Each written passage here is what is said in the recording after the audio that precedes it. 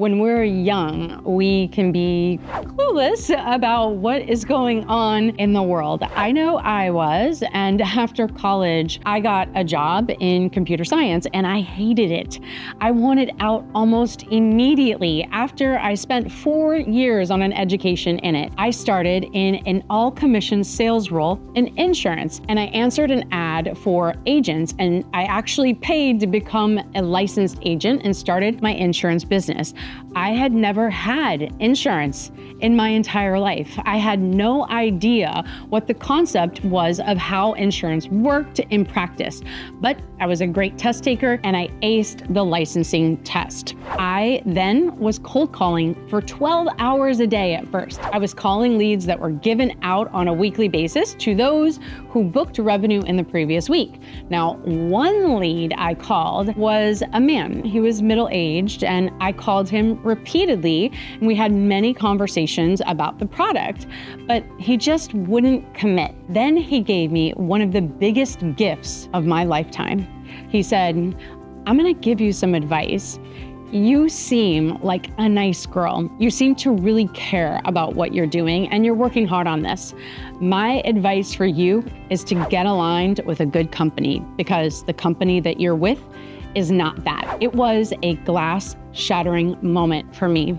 I started researching what I was selling in a new way, and I found that indeed he was correct. I was selling a not-so-great product.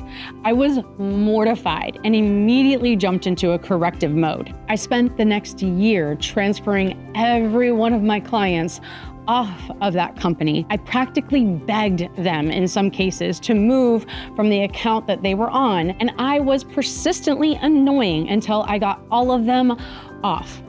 All of them except for one.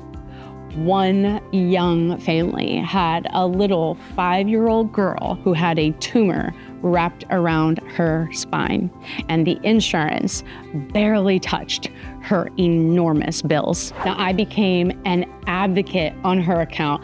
I spent hours calling the insurance company and fighting with them about her claims. I called them over and over and over, trying to be that persistent squeaky wheel to get them to cover more and to support them more, to help them through this crisis.